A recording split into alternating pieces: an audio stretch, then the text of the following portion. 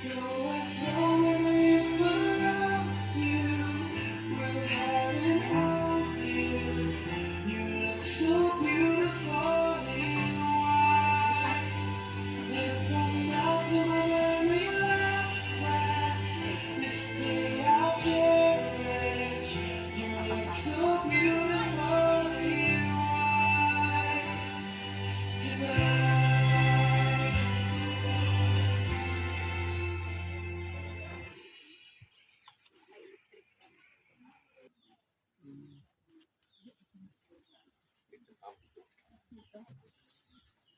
Tindog lang kamo.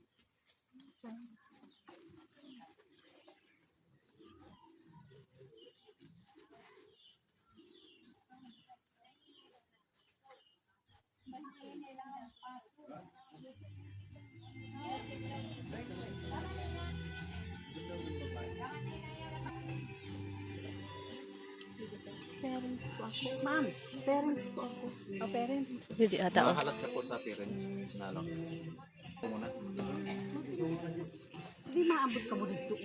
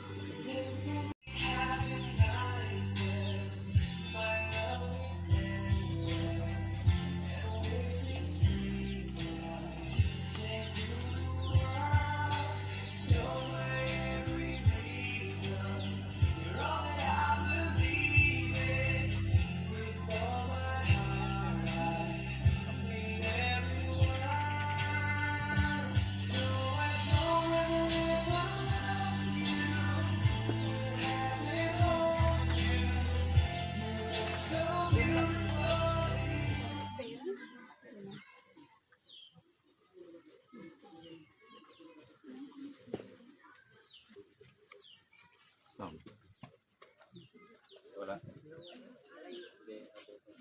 Ayun na yung orang sound.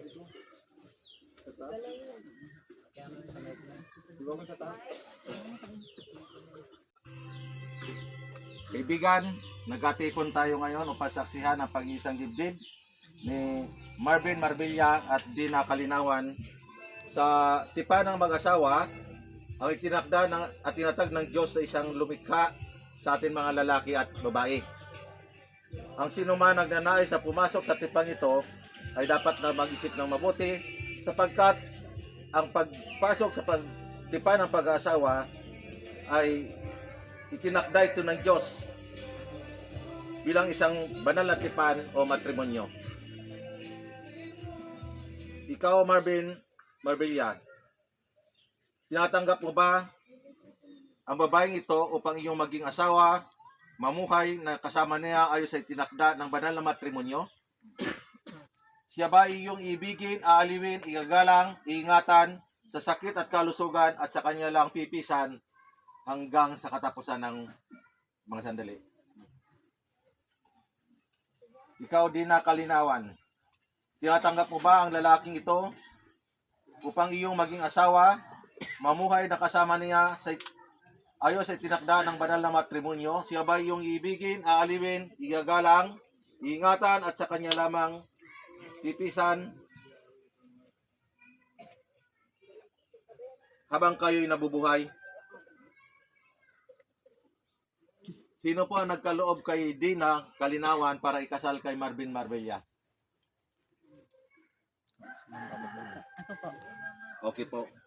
Kung gayon po, hilingin po natin ang basbas ng may kapal. Manalangin po tayo. Ito'y ginawa niyang isang babae at dinala niya ito sa lalaki. Sinabi ng lalaki, sa wakas, narito ang isang tulad ko, laman ng aking laman, buto ng aking buto. Babae ang itatawag sa kanya sapagkat sa lalaki siya'y tinuwa. Ito ang dahilan kaya iniwan ng lalaki ang kanyang ama at ina. Nagsasama sila ng kanyang asawa at sila'y nagiging isa.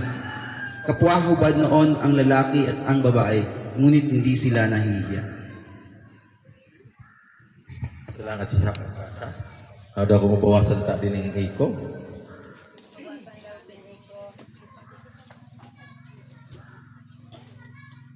Ang Biblia naghahayag na ang lalaki ang unang linikha ng Diyos at pagkatapos linikha rin ng lalaki ang babae para sa kanya lalaki.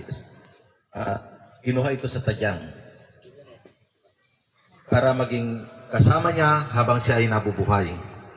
Yun ang sinasabi ng Biblia. Kaya pag-usapan po natin ngayon ang tungkol sa pag-aasawa. Ano ba ang mga magandang sangkap sa pag-aasawa?